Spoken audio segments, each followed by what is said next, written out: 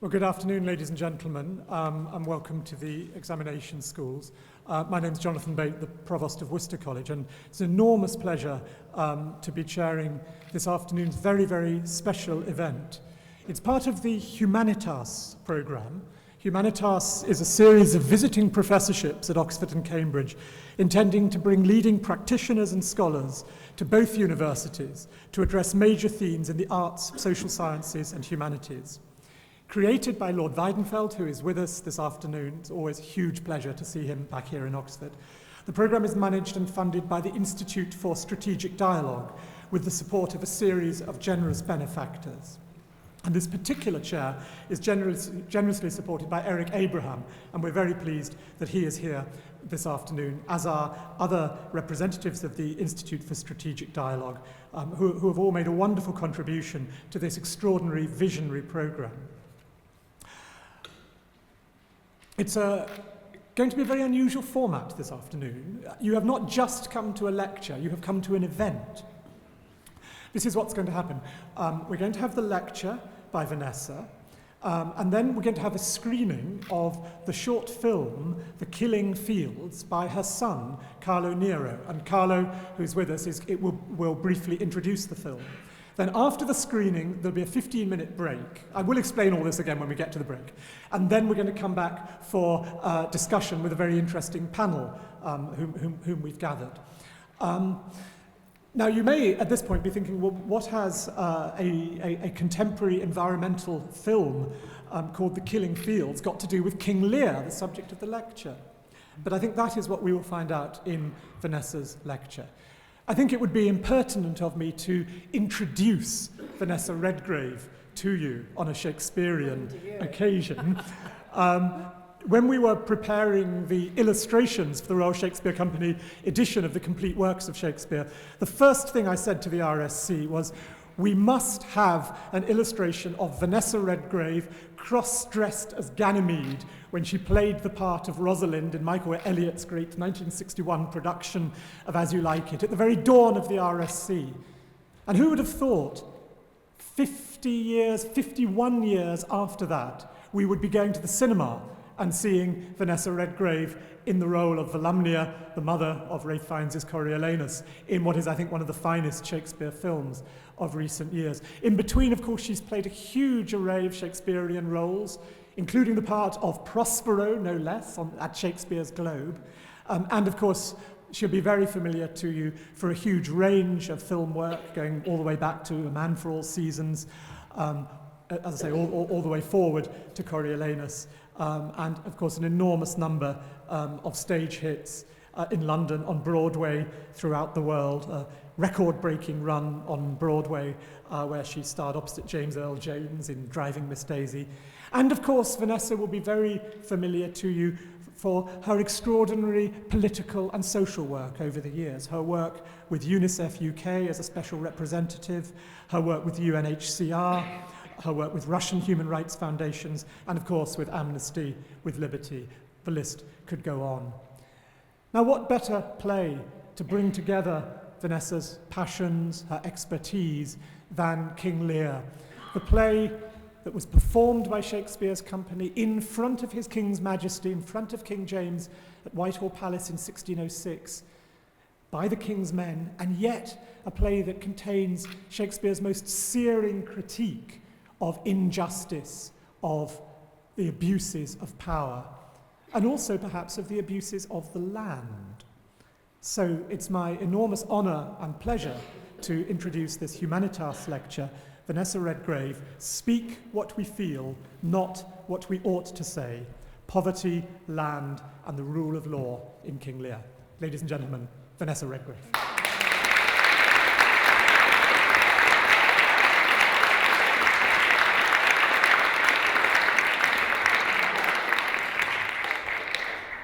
I usually come to rehearsal like this with pads and papers and reference books and so on. And so I'm just explaining why I've got such a litter in front of me. I'm trying to say I'm normal. and take it from there.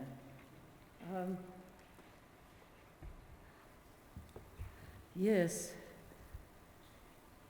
What vision do we have? How can we clarify the vision that we have, whether we're talking about literal eyesight or whether we're talking about being able to see perfectly and yet being unable to see almost anything? This was a subject that much preoccupied Oskar Kokoschka, who actually founded a school for seeing some years after the war in Switzerland. And I have noticed myself, I set myself a task once. I was in Washington and there was an early Picasso exhibition, and of course I wanted to seize the chance to see it. And I went over, and it was quite a large exhibition, and I decided, all right, I'm going to memorize the paintings in the first room, and in the second room I'm going to choose one picture and I'm going to stay half an hour in front of it, and then I'm going to leave. Because, as I expect we've all experienced, it's kind of hopeless going into a gallery, and a good, great artist always has a queue, and so the queue moves round and round and on and on and out. And sometimes that's the best you can do, but I thought, no, I'm not going to do that. Memorizing the paintings was successful to a certain point, and I came to the second room, and I chose a small frame, no bigger than what I've just drawn. It was a small oil painting, and basically there was a man half-dressed, there was a bed, there was a woman. It was some kind of attic. First impression. And by the time I'd spent 30 minutes literally just looking at that painting, I realized that at first view I had seen nothing, and I had my spectacles on. And it's something the same, certainly with a text or a script.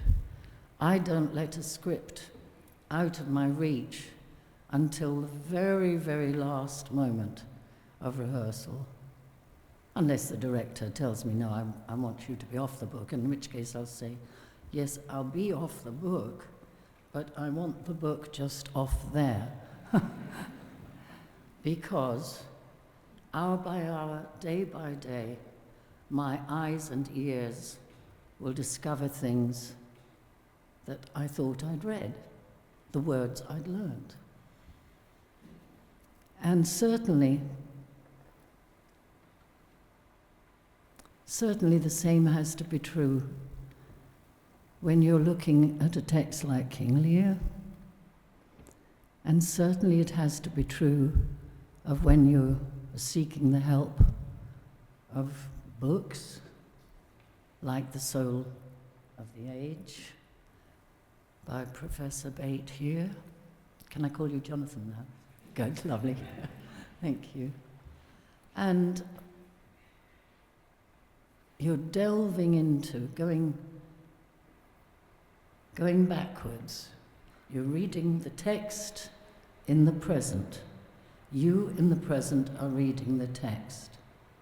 Then the cognitive process takes you, with the help maybe of a teacher, professor, oral, certainly through a book, 2 books, 3 books, certainly certain memories of a performance which struck you.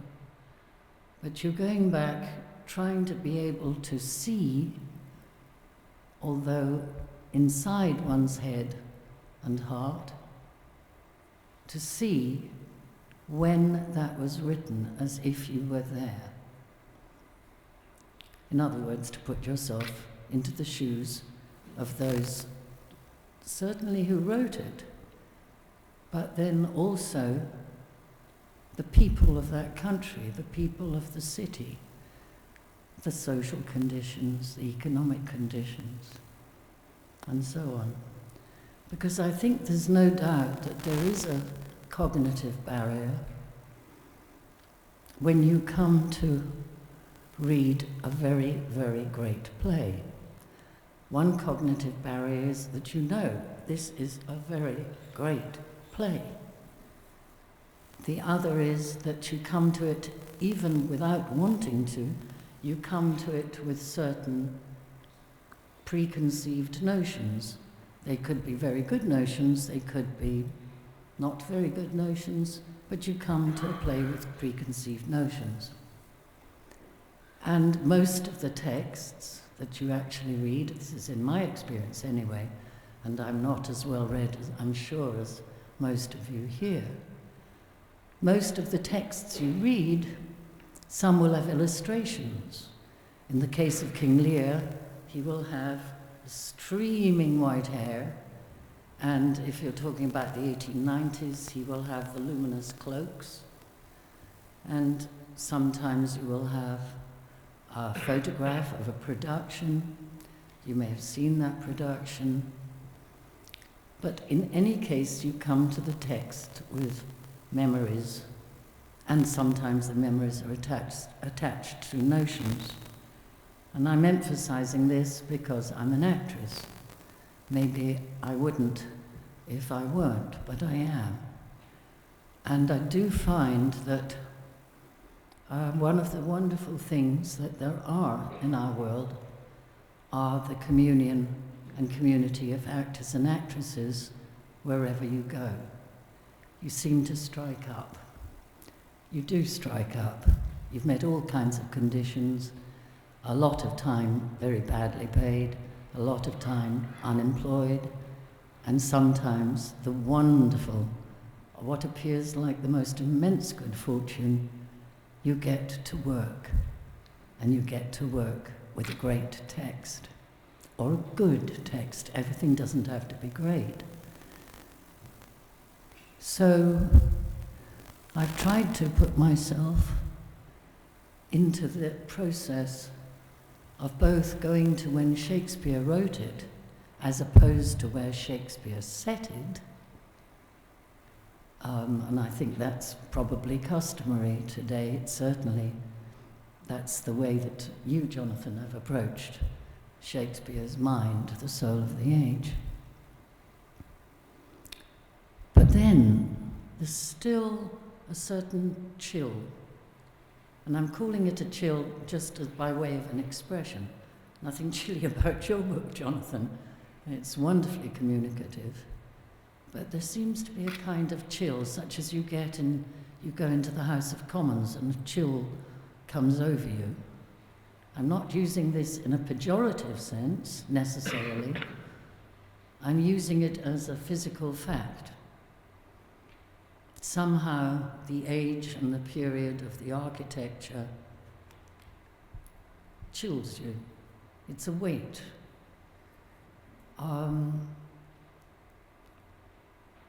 And however diligently you research, and how, thank goodness for the books like Jonathan's, however diligently you research, it's quite an enormous effort to be able to be there.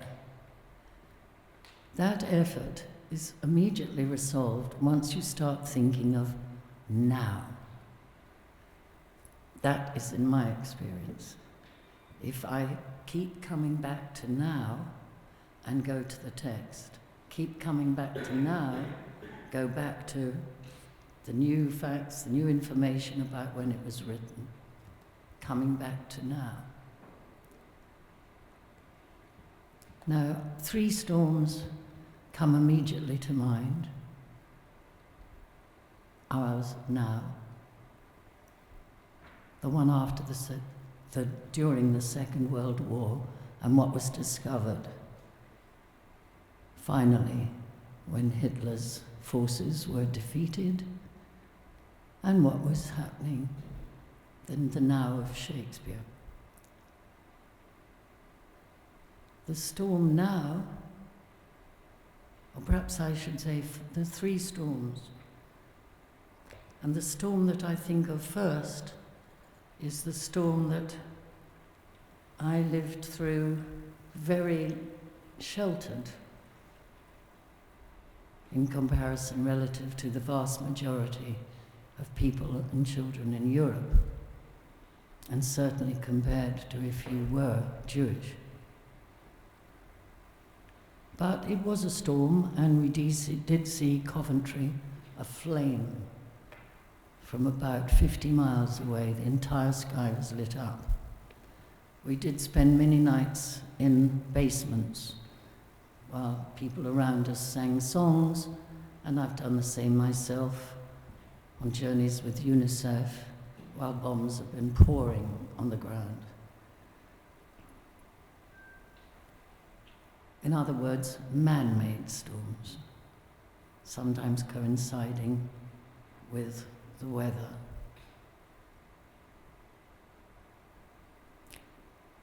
And the first moment that I really felt, let's just use that ordinary word, uplifted, was when I, by chance, turned on the radio when I was 11 years old. I'd learned to read by the time I was 5, so I'd read quite a lot, and I'd read The Merchant of Venice, for instance, which I thought was a thrilling play. All that glistens is not gold. That caught my imagination straight off. I turned on the radio. I was 11. I think it must have been at the end of 1948, somewhere around about that, and the BBC were broadcasting a United Nations radio broadcast. It was called The Declaration of Human Rights. And each article was read out by whoever it was read out by, and then there was a little dramatic scene to clarify exactly what that article meant. And I remember very well that I suddenly really focused when I heard of the article prohibiting torture. Why did that seize me? Because I had news and had read the news after the victory, when the news began to come out, very slowly began to come out as to what had happened in Europe, what had happened in the death camps, what had happened in the concentration camps, and later, what had happened to people when they had finally been liberated, what had happened to the survivors, so few compared to some 6 million who had been slaughtered. So, even though relatively safe in that sense, listening to the news, storm warnings, every night before the news, when we were 5, 6, 7, 8, we'd listen to the weather forecast. This is the BBC News. Here is the weather forecast. And we'd hear of the gale warnings, and they were each given a number. And the reason why we were, my brother and I, my sister was not yet born, listened together with our elderly cousin, one of the first women to go to university in London. We listened because my mother's 2 brothers were in the Royal Navy. We didn't know where they were because you weren't allowed to know where they were, but we knew they might be in the North Sea, so we were very concerned with the North Sea. We were also concerned with the islands and the rocky cliffs around the west coast of Ireland, and we didn't get weather forecasts for the Pacific Ocean, which was where at one point one of my uncles went, and indeed was a kind of hero.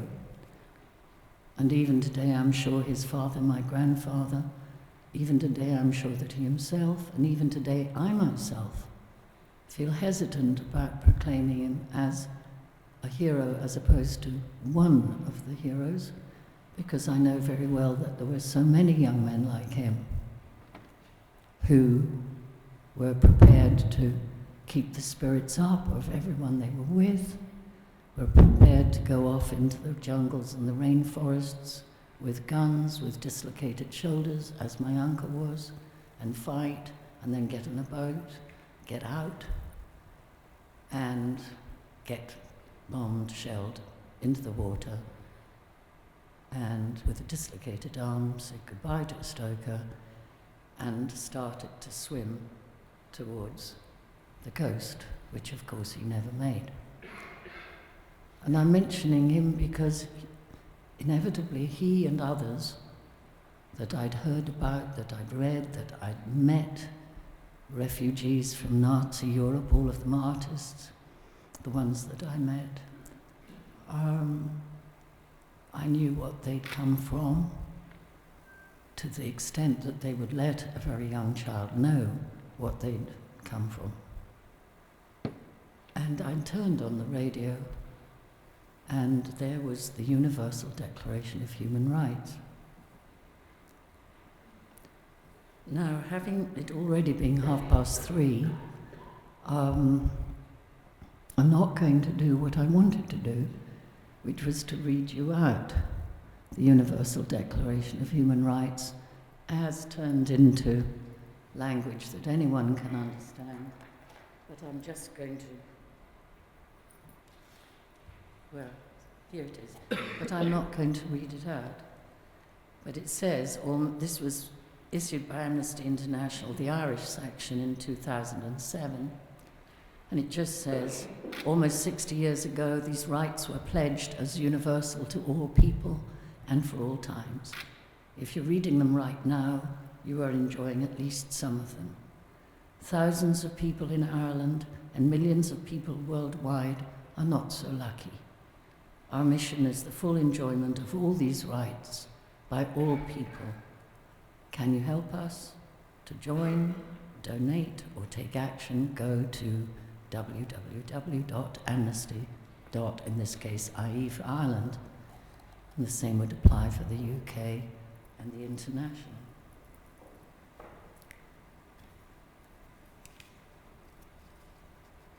Years later, when Carlo and I were in New York, and Carlo was directing and we were co-producing between the two of us a film in tribute to UNICEF.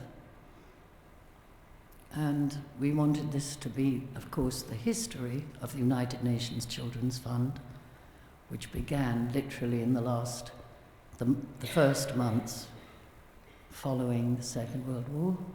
But we also wanted to show the emergency side of UNICEF's work and to show the development side of UNICEF's work.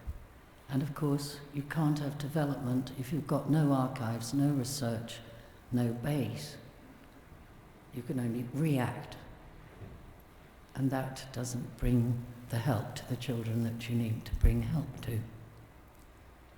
And I'm referring to this only because that was how I came to see for the first time, live on film, what I'd seen long before written in a book. We sat and we watched this small clip of Eleanor Roosevelt introducing the Universal Declaration of Human Rights, which was passed in Paris. Sorry about that. In 1948. And she said in that inimitable way she had, and this will be the Magna Carta of our times. And that was exactly why I lit up, and Carlo did too. Because when I'd heard it on the radio, I hadn't heard her voice, I hadn't heard her say Magna Carta, but something in me, entirely untutored, almost entirely uneducated, except for learning French and Italian, I got the point. Magna Carta, the Great Charter, universal rights. And one of those rights, of course, is referred to as property. that we all know that property actually comes to land. That is what all property is based on. And at the beginning of King Lear, you have this, if you've never seen before, you have a king. You don't know anything about him. You haven't been given a lesson about him or whatever. One always has to imagine oneself into the shoes of someone who doesn't know anything about this king or why he's come onto the stage. And he says to 3 young women in front of him, princesses, he says, I'm going to give you my land, but first I want to hear how much you love me. Love being another word for loyalty. In my view, and I'm saying this right up front, particularly as I'm taking so much time, in my view, King Lear, yes, it is about family relations if you wish to take it on that level. And I'm not saying that level is unimportant. But this is a king.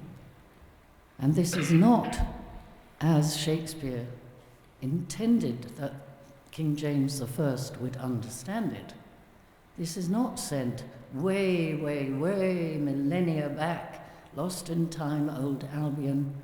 It's actually set in his own times.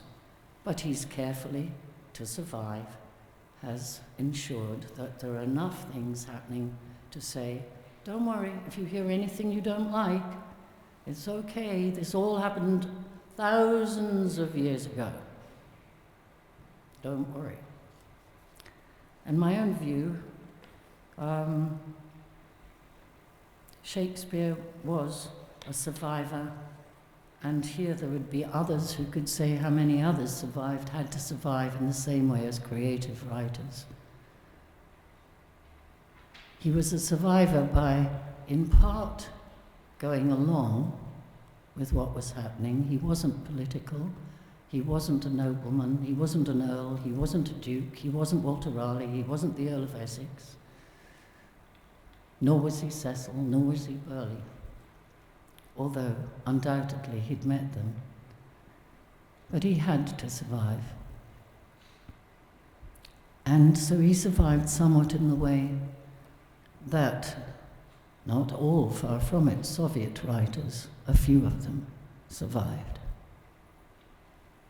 And they survived by making sure that, as Ilya Ehrenberg did, making sure that you go along, but you find whatever ways you can to keep that precious oxygen available, even if everybody still can't breathe that oxygen is going to be available. How many people is not the point. It's not the point because scientifically we know today that what takes place in one field of energy is transmitted through all fields and all barriers, whatever the scientists know how to call them. What matters is that energy, that creative energy, that soul.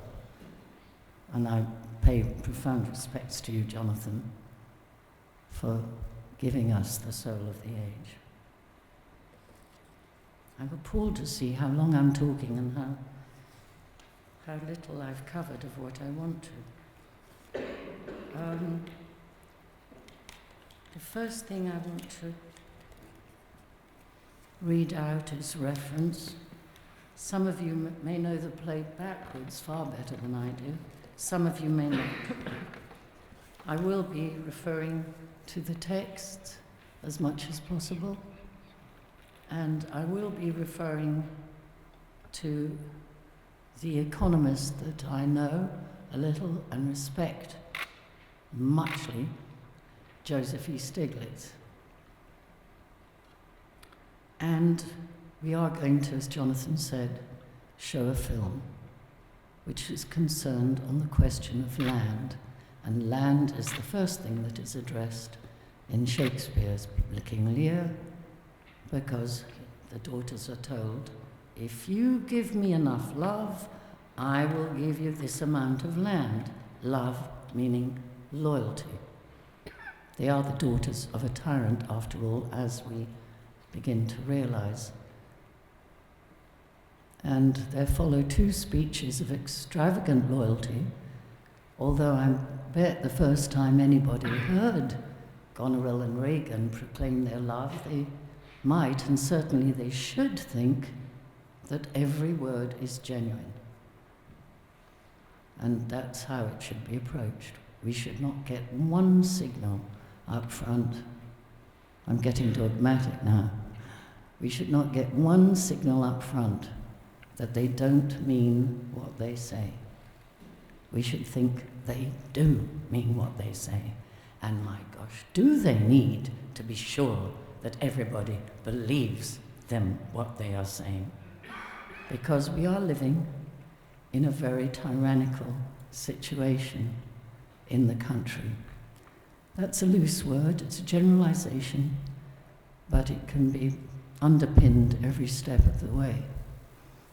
So then Lear turns to the girl he says he loves most, makes that clear straight off, and he says, all right, having given away 2/3 of his land, which means his people have been given away to Goneril and Regan.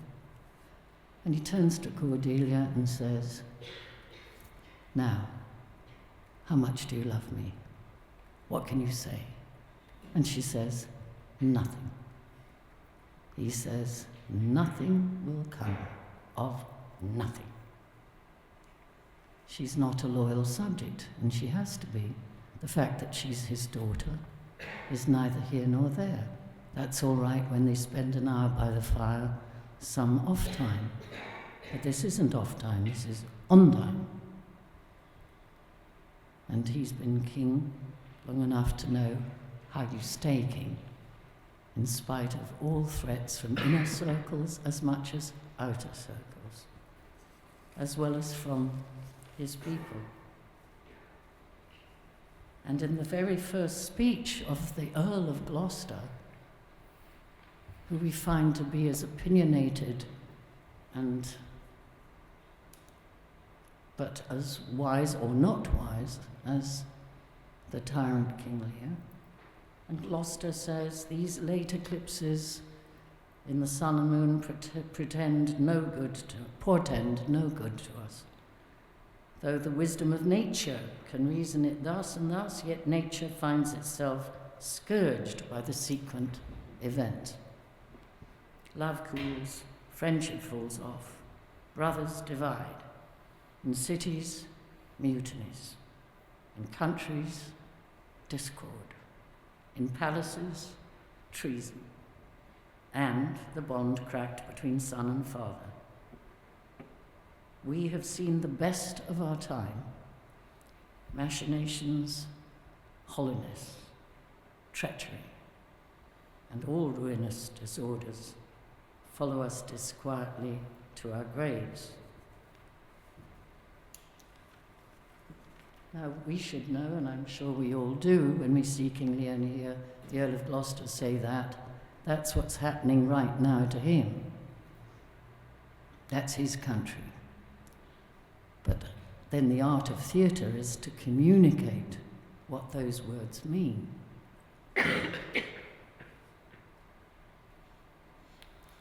And coming to the now, as we realize that a storm is raging already, both metaphorically and literally,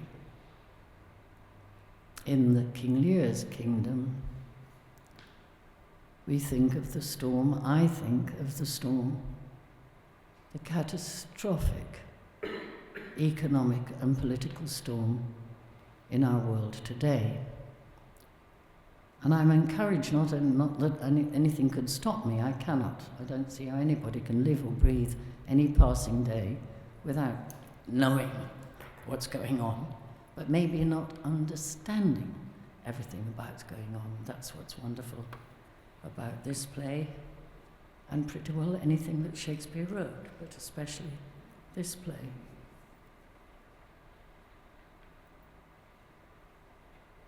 It's catastrophic, it's like a tsunami, and it's far from over.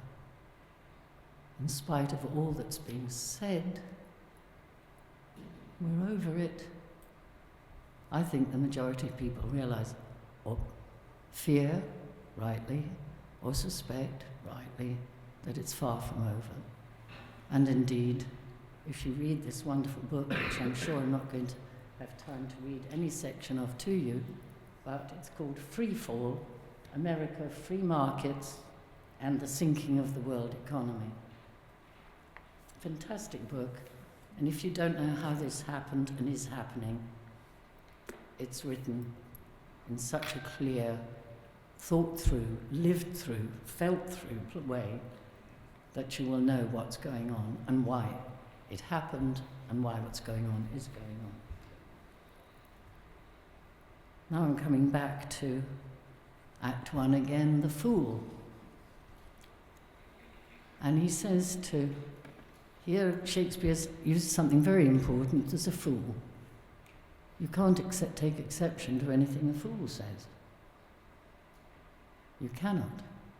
And yet there are people sitting in the audience thinking, this is now.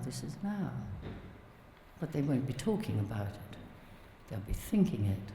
And I do believe Shakespeare wrote his play hoping to stir the conscience of the king.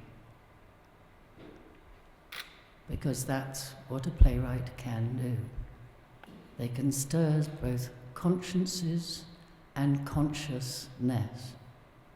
Films do it a different way, because films can sometimes cover more than even a play can cover, and certainly more than a book. And most people can't take the time to read books, and they're too expensive. And still, in spite of the internet, the majority of people are not on the internet. Though more and more have getting cell phones still. Communications are not good. Can you make no use of nothing, uncle? The fool says. Why no, boy, nothing can be made out of nothing. Fool says, prithee tell him, so much the rent of his land comes to. And there's the first time, and not the only time, that we hear the word rent in King Lear. King Lear gets his wealth from the rent from the land that he owns. And we indeed find a tenant farmer at the end of the play. I think often these characters all get cut, or they just come on wielding some barrow or something, and you don't know who they are, so that the leading characters will have more time to show who they are. Unfortunately, it often works out this way. And Lear says, dost thou call me fool, boy? And the fool says, all thy other titles thou hast given away, but that thou wast born with. Kent says to Lear, this is not altogether fool, my lord. Fool, no faith, lords and great men will not let me. If I had a monopoly out, they would have part on it. There's where we get the monopolies. The monopolies that have begun long before Elizabeth I and continued into James I, and were connected with the reasons why Cromwell and the English Revolution took place. And I believe we see glimpses of what is leading ahead to that revolution, to the growth of the Puritans and the growth of catastrophic poverty and lack of rights in England in the time of Elizabeth and James I in his first years, and today in our times. And it's interesting, the links, because, again, I'm praising somewhat, but I hope you will forgive me. At the time this play was performed, I'm coming to a book in a second, which if you haven't read already, is absolutely priceless. It costs £9.99, but it is priceless. And on the question of some history on the rule of law, which means the protection of rights, or the still lacking protection of rights, we come to Bingham having stated Magna Carta as being the first milestone in the rule of law, and he comes then to the Petition of Right as being the second great milestone. That was in 1623. Couched in the obsequious language which those who are trying to survive need to use, but what they're actually saying is earth-shaking. You will not put us in prison because we haven't paid you the money you are asking from us, my Lord, my gracious Majesty. You will not. The king did, and his son, who had protected the unique, divine-given law imposed by the monarch. There was a civil war, and I think that in both King Lear, well, I am certain personally, I'm not demanding that you should be certain, I think it's something we have to find for ourselves, that in that prescient way that writers can feel a trend, can feel what could or will happen if rights are not granted and stabilized and set there for the protection of all. I'm stressing the protection of all. And coming on then to the American Bill of Rights, and by the way, I was really interested to know while I was studying for us meeting today, that it was when the Cromwellian Revolution was successful, that was when torture became absolutely prohibited. In common law, it had been prohibited. However, the Privy Council and the monarch could write a special paper, and that would be transmitted to the Tower, and the prisoner who needed to get a confession out of, usually false, of course, sometimes true, was tortured, and so on. But it was interesting that it was that revolution that put a stop to torture. But here comes the American Bill of Rights. I'm emphasizing this because people think, well, law is something that unless you transgress it, it stays in a book or it stays on the wall. What does it mean for us now? Is it alive? Well, it's only alive in so much as we are aware that there are rights, or not aware but need to get those rights. And they are to be found first and foremost through law.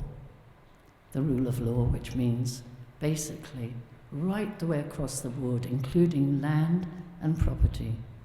It's the rule of law that comes into play if we are to be a democracy. So, on page 29 of the Bingham's Rule of Law, and I kind of worshipped Bingham for his judgments in this decade, this past decade. He's speaking of the right under the American Bill of Rights, which is the amendments to the American Constitution, and known to American lawyers as the Confrontation Clause, was an explicit rejection of the notoriously unfair procedure adopted at the trial of Sir Walter Raleigh for treason, when the Attorney General, Sir Edward Coke, adamantly refused to call the chief witness on whose evidence the prosecution relied, evidence by which the witness had later retracted. And so Article 8 Article 7 preserved the right to trial by jury in any civil case where the sum in dispute exceeds $20. And I was so thrilled when the first time I read your book, I've been rereading it again, to find Shakespeare talking about an enclosure of a portion of the Welcome Hills, because I used to walk up and down the Welcome Hills, and I even went riding and went head over into the fields over my horses, because I was riding bareback.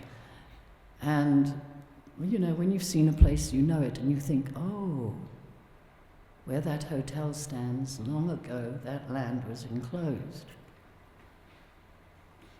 And likewise, those woods there. And which was the bit revealed in Jonathan's book, where a friend comes to Shakespeare and says, what's happening about these enclosures? We've got to stop these enclosures. And apparently Shakespeare said to him, after reflecting, or a week, writing a letter a week later, well, don't be too concerned about these enclosures. They're going to be assessing the land first, and then by the spring they'll have worked things out, and none of us here in Stratford think that anything's going to come of it. I go into my local stationer's yesterday, inquire about the son of the father who runs the shop, and I say, how's Wiki? And he said, oh, he's doing very well. He's working for this firm. He goes out and assesses land from the ecological point of view. So there you get what seems to always happen, this collision of tectonic plates of the now and the then. And shocking as sometimes these collisions are, deeply shocking, deeply injurious, with horrifying results for children, for students, for all the health systems, the educational systems, the old age pensions. Sometimes something sings out, as it did with the Supreme Court under the Bush administration, which had, not entirely, but had some significant judges appointed by President George Bush. And when we had our prisoners, now all but one, released from Guantanamo, and there were 3 habeas corpus judgments. 3 in the course of 2 years. Of course, there were lawyers who'd had to work far harder, far longer, to get it up to the Supreme Court. But the Supreme Court ruled, and basically the essence of the 3 rulings, what were they about? They weren't about, yes, the men can go free from this hellhole of a concentration camp. They were about, is it 10? Thank you, Jonathan. They were about habeas corpus, their right to have legal representation in a trial. And that's where the history that sometimes we only know through a play, and certainly we can see much of, if we're alive and alert to it, in Shakespeare and in King Lear.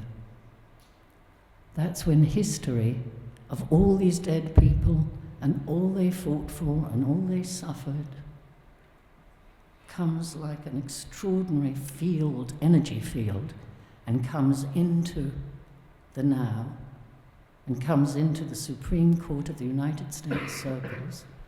And that Supreme Court, which had just lost Sandra Day O'Connor, one of the great judges of the Supreme Court, that's where even the most conservative, if we use that inadequate word, even the most conservative judges had that history run like electricity through their blood. And the American Revolution lived again in them. Probably they were unaware of it. Maybe being judges, it comes into their mind, I better just check this. Hey, shall we meet tonight and just check through what it says back here in the article something? Mm-hmm. After all, they do protect America. I think that the American Constitution and the Declaration of Independence, which need to go together, I would like to hear those once a month.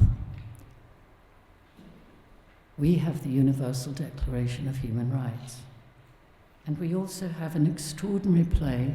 I'm ashamed, Mr. Chair, Jonathan, and fellow people in this room,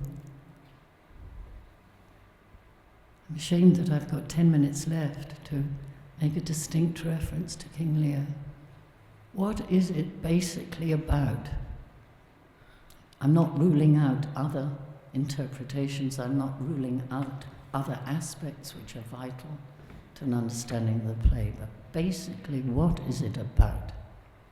It's a man who has absolute power, whose circles have given him, allowed him to have absolute power. He gives that power away. He gives his identity, in psychological terms, away with the land that he finally ends up in the hands of his 2 daughters, yes, but 2 people who are very capable, and indeed prove it, of destroying their father, destroying all who support their father. And through that horrifying storm that he is sent out into, and through the shock, the literal heart attack that he gets when he realizes that a subject has just declared, his daughter, by the way, has just declared complete and total, overwhelmingly, almost divine love for him. He goes into that storm and begins to take on board the intolerable, miserable destitution in his country, living in this land to which they are being stripped away of their rights by the enclosures, by the Poor Law Act, the 4th Poor Law Act passed by Elizabeth I, the Poor Law Act of 1601, which brought together all the penalties, a penalty that greatly increased confidence of the biggest landowners, the biggest favourites, the most loyal. They wanted their enclosures, and they wanted more land, and they wanted more enclosures. This created enormous poverty, as did some harvests that mildewed the wheat. So with no roof over their heads, increasing numbers with every month that went by, went out begging. Or if they were lucky or unlucky, they got put in a correction house or poorhouse, workhouse, where they would work on the wool produced from the sheep that had eaten the grass on which formerly these landless people had had common right to grow corn, strips of corn, barley, rye, to have animals, a few sheep, a goat, what have you. It was now became a felony nationwide in 1601 to combine in any shape or form to protest against enclosures, against rising prices. And there's one other thing which my brain suddenly is saying, stop, Vanessa, don't go there because you can't remember. It was a horrifying act. Horrifying in every possible way, and it's interesting to realize that the workhouses and the correction houses continued till after the Second World War. As a TV show, which I read the book about, I don't know how much it comes across on the TV, called Call the Midwife. I think it's on right now. And there were still kids in 45, 46, just after the Second World War, in these workhouses. They were supposed to, even in 1601, get an hour of reading. Oh, we're quite sure what happened to that. So now I must finish. I just want to find my reference. Now, without that background, how can poor Tom carry any conviction whatsoever? The disguise that the Earl of Gloucester's son, who has been proscribed by his father, if he doesn't get out of England, he will be killed at the stake. All the early 1600s. So he disguises himself as one of the typical poor. And I feel it's essential to remember that if you were poor, you would have to beg and you would steal if you'd got some kids. And so there were gibbets up every country road, around every country town, at crossroads, etc., and around London. But here's one of the extraordinary speeches, and now I must end.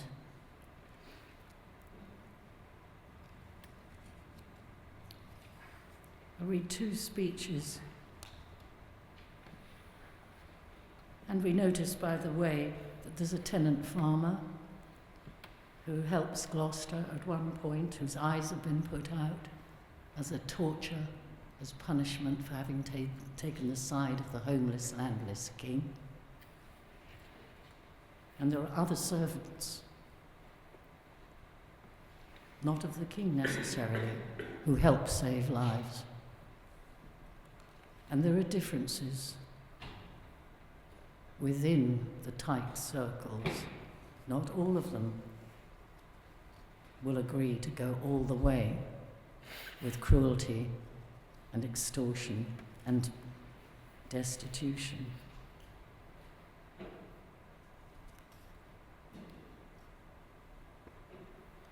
And of course, Shakespeare has saved himself by having the fool say, "I'm speaking to you now.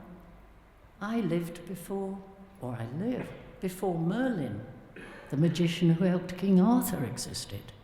Now, if a fool comes before, if I'm a fool, I'm having to protect myself, I will say to you, listen, you've got it all wrong. I'm not Vanessa. I'm not 75 years old. I actually am someone who lived 3,000 years ago, before King Arthur's time. Another way he saved himself. Here comes Lear. Sorry, here comes Gloucester. Lear has a similar speech. Gloucester. He's just been saved by his... I've been your tenant and your father's tenant these 80 years. Gloucester has still allowed some of his tenant farmers to stay on his land, which they will be driven off if they cannot pay the rent. But Gloucester has come to see things he never thought about before, just as Lear has. And Gloucester says, he has some reason, pointing to the beggar, poor Tom, who is in fact the son of the Earl of Gloucester. He has some reason. Else he could not beg. Here, take this purse. And he gives this purse to the beggar. Let the superfluous and lust-dieted man that slaves your ordinance, that will not see because he does not feel your power quickly. He's speaking about the power of the beggar, and not just one beggar, all beggars. Let the superfluous and lust-dieted man that slaves your ordinance, that will not see because he does not feel your power quickly. So distribution should undo excess, and each man have enough.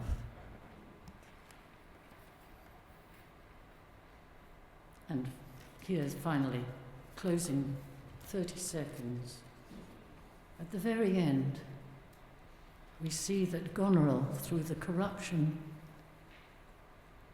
of having the full power that half the land and half its people has bestowed upon her,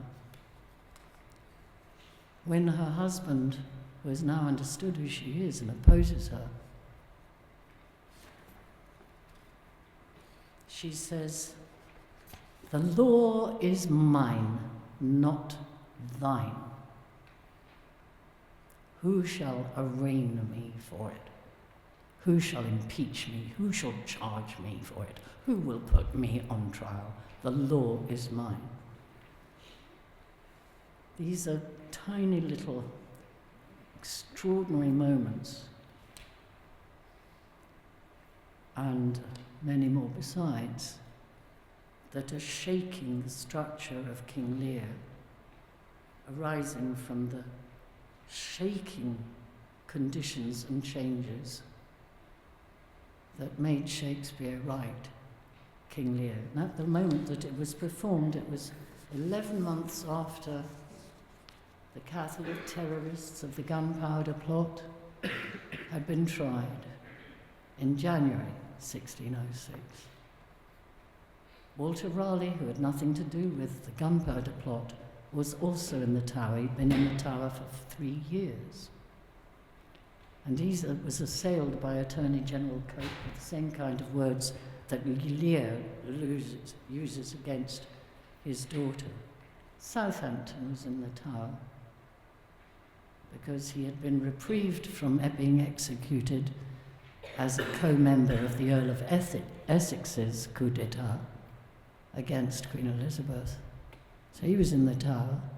Shakespeare had written, everybody says so today, and I guess they knew it yesterday in 1606, Shakespeare had not only written a considerable number of sonnets that everyone believed he had written to the Earl of Southampton, but one of his plays had been put on with money being given the night before Essex, in a panic, in a mad panic, set forth into the city to get support, of which he found none in spite of his enormous popularity. And that's where King Lear finally realizes, but we had to have his realization for us, the spectators, us in 1606, us in 2012, to take on board. He must have hoped he could stir the conscience of the king, and it did happen.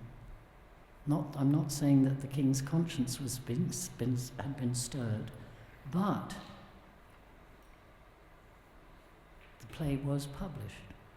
The play did go out, and it went out in many shapes and forms, and we can be quite sure that the secret printing presses that were working overtime, hidden around the country, whether of Catholics, whether of Puritans, whether of this group or that group, the essence of these horrifying conditions was gathered together, and only, let's see, he died in 1616, in 1623 was the folio, so what's that, 7 years after there's the folio, and in the last 1627, 28 came the Petition of Right, the first enormous emigrations to found colonies, Puritan colonies specifically, in the United States. In other words, the Civil War is cupping up the line between those who believe all men receive divinity from God directly, if they see it in religious terms, and all men must have the opportunity to be free from prison, vast fines and penalties, or the taking away of their land. And then there were the diggers. I'm sorry I've taken too long, Jonathan. I guess we'll stop there. My apologies for having run on, but I've learned that it's no good just talking. You've got to communicate, and I've just touched on some of the, you know, when helicopters go over the land and fields, they can discern the shapes of past buildings. You can't discern the shapes of past human beings. You can only do that through the theatre and through a play like King Lear. Thanks very much for coming.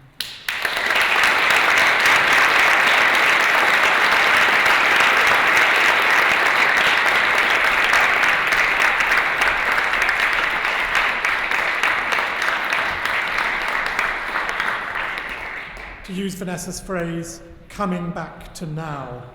When Vanessa was making her way as a young Shakespearean actor in the 1960s, the Polish critic Jan Kot wrote a book called Shakespeare, Our Contemporary.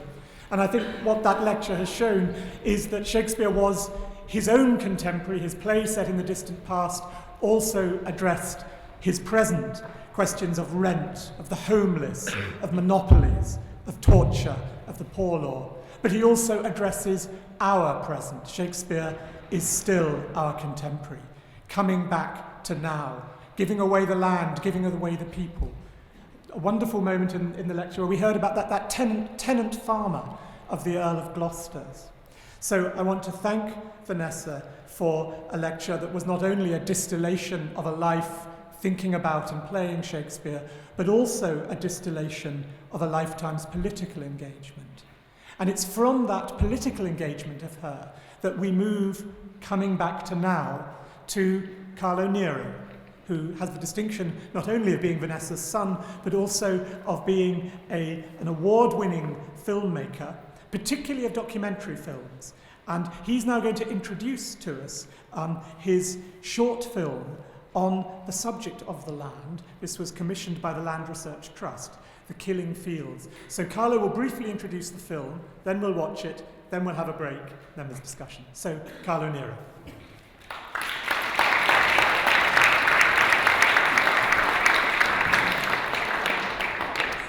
Thank you.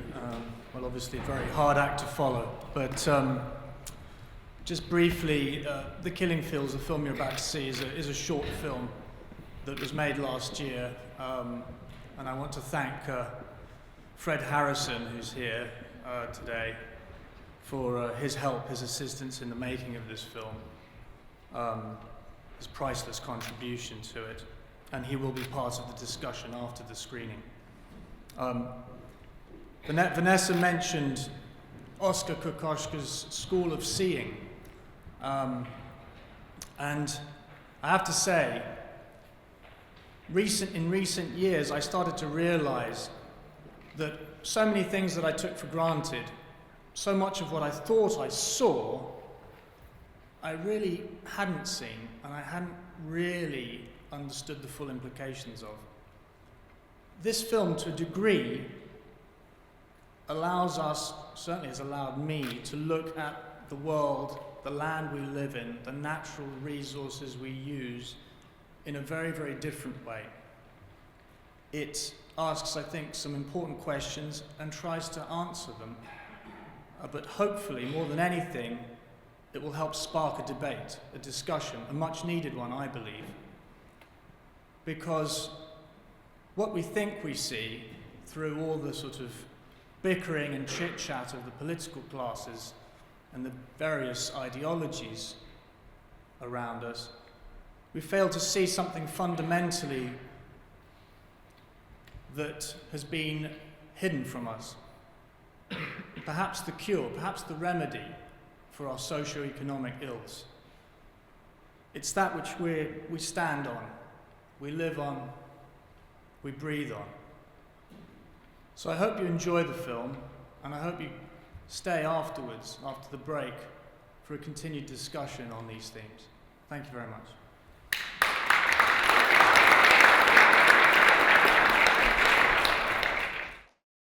I've raised millions for conservation, but it still wasn't saving enough wildlife. And I've realized it's the laws of land that are the problem.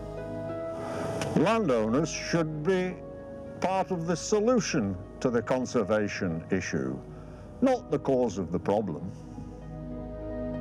The United Nations brought out a report this year that said we are at the tipping point. We are now killing off species at such a fast rate that we are now at danger of complete and utter collapse of all ecosystems throughout the world.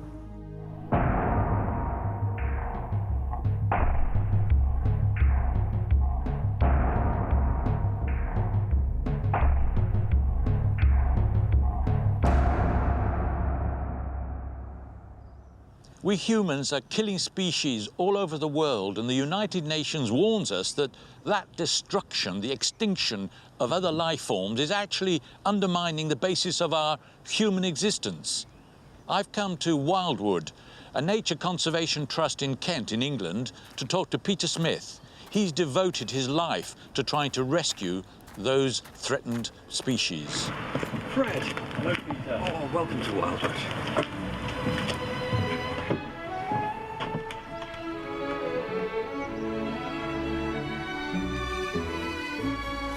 We want to tell everyone about British wildlife, the story of British wildlife. So we've brought together a number of animals from our past and our present so other people can discover them. So we have just brought in some European bison, which are fantastic creatures, an extinct British species. And these are the biggest land mammal in Europe. And they're browsing animals. They live in the forests, and they're an important part of any forest ecosystem because bison can push down a tree here and there, and that creates a little woodland glade where rare butterflies and birds can live. These beautiful creatures are called conic ponies, and they're the last of the truly wild European horse. The ancestors of these creatures ran wild across all of Britain's woodlands and wetlands, and they were part of our ecosystem. And they were hunted to extinction 100 years ago. But a few animals had crossed with these conic ponies, and these are the genes that are left. And we are introducing these back to nature reserves across the southeast so they can once again run wild and free.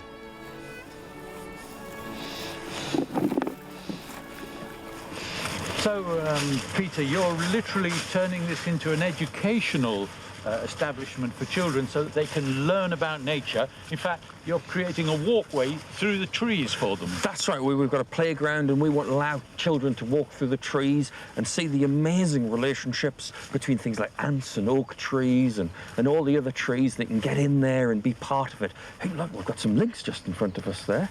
Amazing, aren't they? The lynx were driven to extinction because people wanted the land and... That's right. The lynx need 50 square miles at least to live, and that has to be their type of habitat. Once people started coming in and hunting all their prey, roe deer, and changing the land, farming the land, that changed how the lynx could live. Humans only needed to kill a few of these to wipe them out.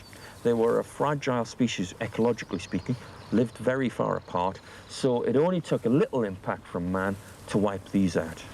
But you can't hope to put the lynx back into the wild other than in Wildwood, I take it. Well, we can, and there's no problem. In fact, Scottish Wildlife Trust want lynx to be reintroduced because lynx do a wonderful thing.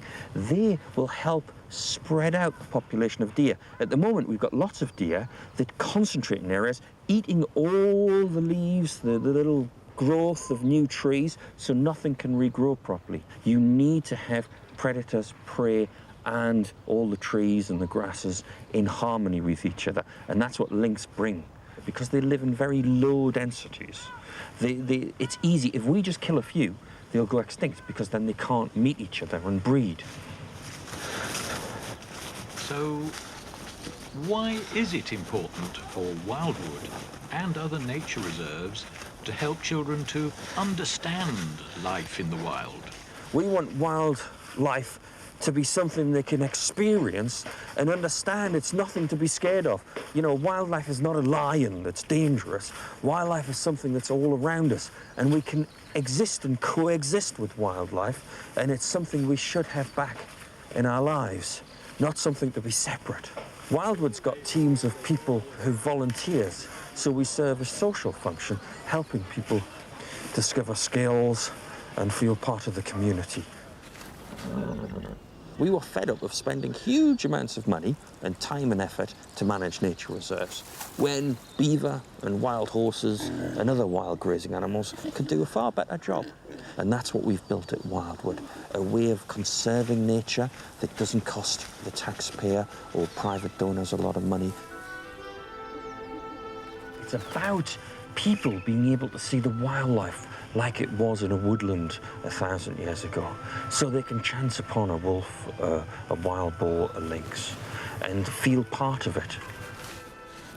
Is there anything we can learn from nature that teaches us how to live in harmony with our ecosystems? The beaver's a perfect animal for us to learn about nature. It creates balance and harmony.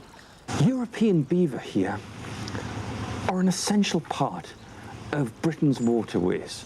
Bringing beaver back to Britain is one of the most important things we can do.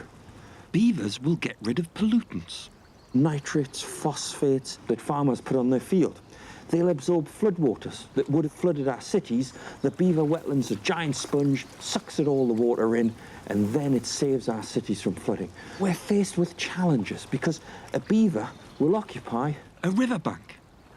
Now, those landowners say, I want all of my profit that I'd had on my land, I want that from the government before we let beavers back.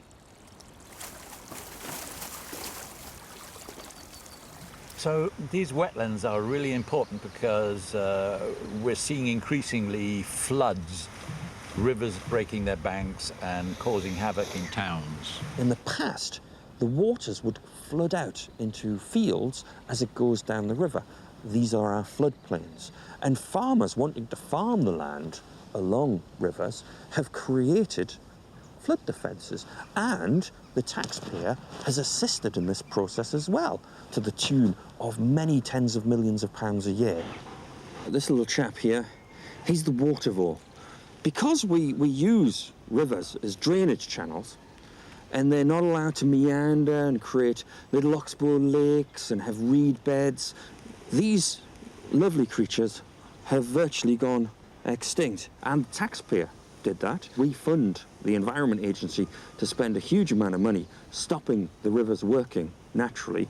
Conservation organisations then have to pay people to recreate those lost habitats, and we are spending millions of pounds a year, wildlife trusts, RSPB, in creating water vole habitats, and Wildwood here, as the country's expert breeders of water voles, are breeding them up and returning them to these new nature reserves. The Common Agricultural Policy in Europe devotes 40% of the European Union budget to agriculture. Does that have a beneficial impact on the environment? By subsidising intensive agriculture, we ripped out woodlands and beautiful natural grasslands, downlands. They were destroyed in droves since the 50s, and that was directly down to the subsidising, the false subsidising of crops. Common agricultural policy has been a disaster for British wildlife. To protect landowners, to allow landowners to earn lots of money, we have taxed everybody in Europe, used that tax of hard-working people to give to the landowners that's then been used to destroy wildlife. Isn't there a connection between the land ownership system and the way human communities were also negatively affected back in history? If we go back to Henry VIII, he started the process of the Enclosures Act. And the Enclosures Act were when quite wealthy people, they were able to take away common land from normal people and monopolise it for their own use. But they wanted all the wildlife to go as well. And that's how a lot of our wildlife, our wolves, our lynx, our bears, they all went extinct because there was an economic imperative. There was a bounty on wolves to be shot. With newly made firearms, they shot the wolves and they forced them to extinction in this country.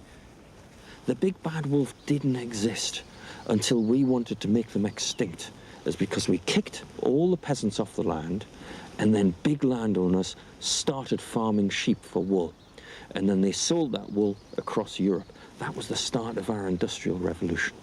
And it was done at the expense of normal people and wolves.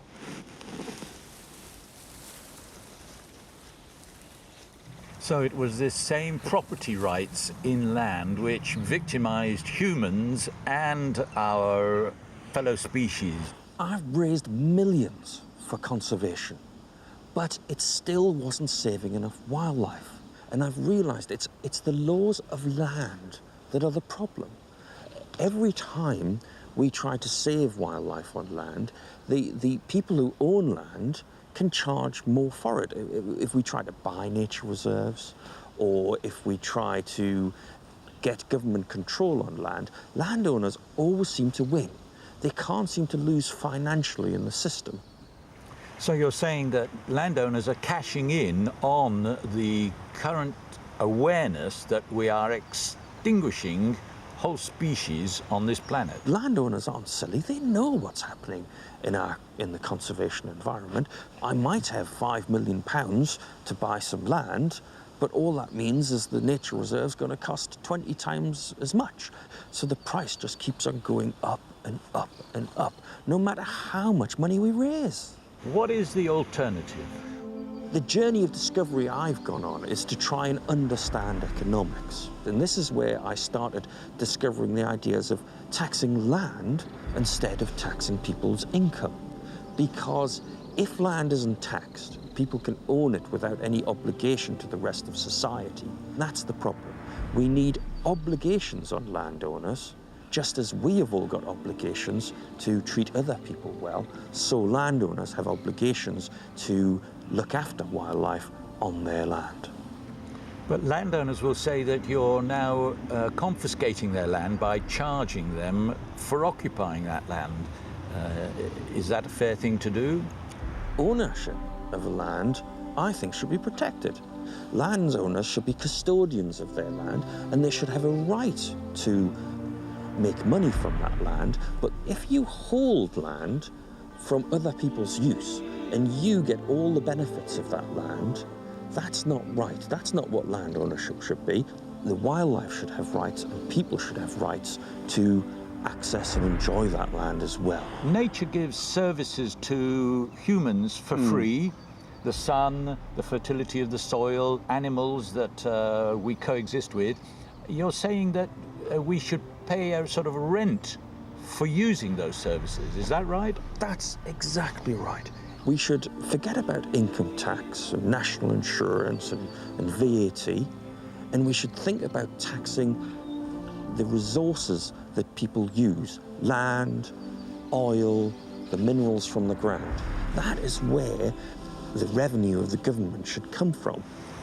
But that means we would be able to stop taxing people's earned incomes, their wages. That's the beauty of not having taxes on our labour, is you'll free up people's efforts. We'll have more industry. It'll create lots more jobs, especially in the countryside.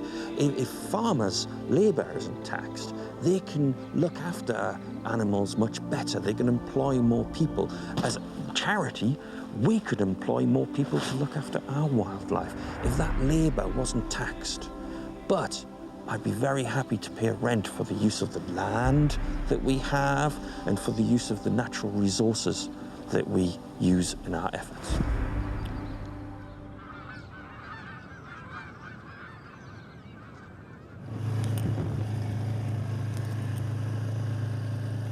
I went to visit Dr. Duncan Pickard in Scotland. He is a large landowner who has surprising views on agriculture, wildlife conservation and tax reform.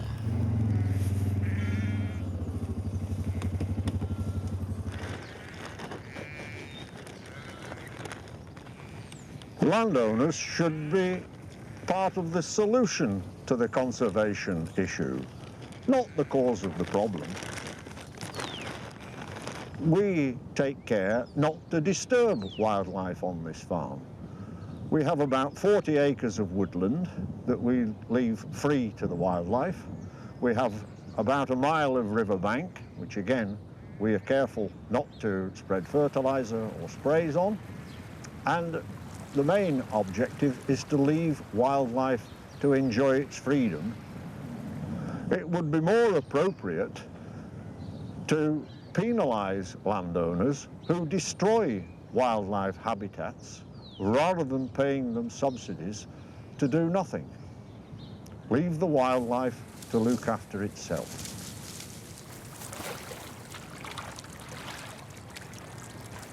Farmers make a lot of money, not by farming, but just by owning the land, don't they? Yes, because the subsidy payment is paid according to the area of land that we own.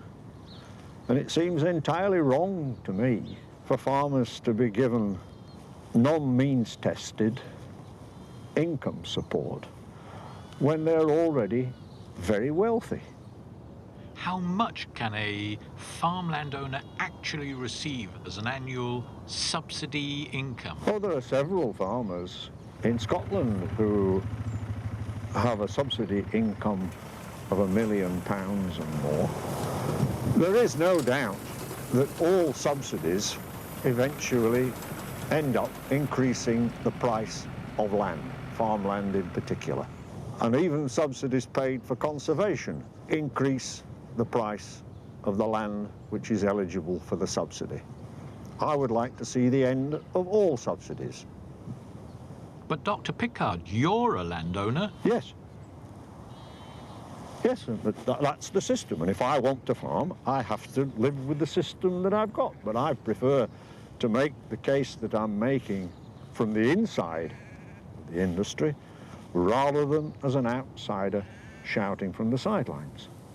The system currently says that the more people I employ, the more employment taxes I pay. There's no shortage of work on the farm, but the inhibitory effect of the tax system means that as soon as I employ somebody, we have to pay the government because we've done that. We own about 640 acres of farmland that must be worth about £3 million on the open market, but we'd be prepared to pay an annual rent on every acre of that land, provided the government would get rid of all the harmful taxes like income tax and VAT.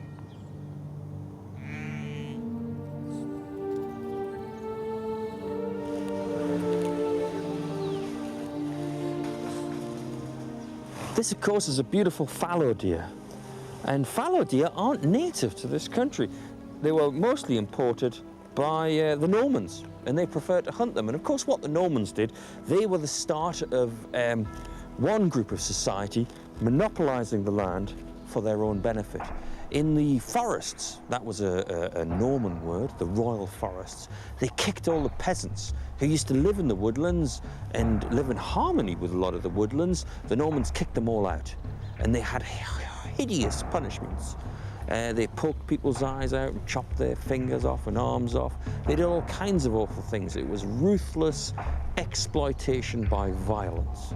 And they did this to push common people out of forests so they could bring in these beautiful fallow deer and then hunt them for their pleasure. It was about one group in society exploiting the land for their own benefit and punishing the majority. And those legal codes that were implemented are where land ownership rights started changing. And that's what caused the problem today. We need to change the legal basis of land ownership from our Norman conquerors back to a system that allowed people to share in the land and share the fruits of the land. My name is Polly Higgins, and my concern is, in fact, we're seeing violence against the planet. I met Polly Higgins. She's a London lawyer who has strong views about the legal protection of the environment. and endangered species.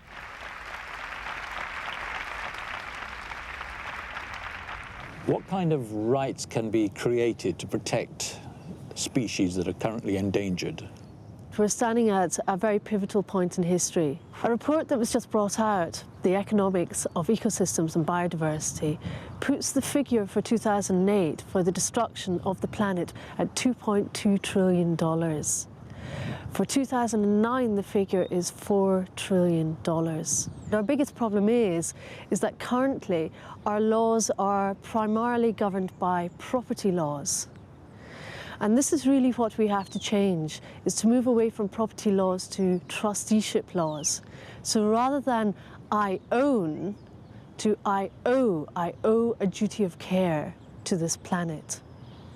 And what this means in real terms is recognizing that in truth we do not have ownership over the soils and the seas and the trees.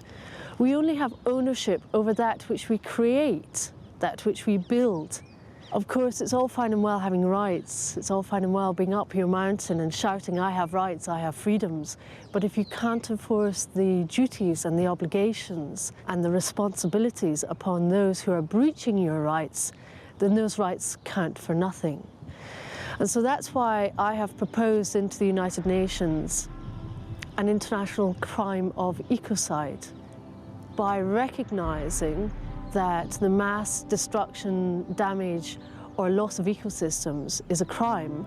We can then impose duties and obligations on individuals. Once we have that in place, people like me, lawyers, can then take prosecutions against individuals who are, whether for profit or for other motivations, going in and creating damage, destruction, or loss of ecosystems. Whether or not that's a big corporate entity that's going in and illegally logging, or whether or not it's a landowner who is basically taking away his wetlands so that he can build upon them.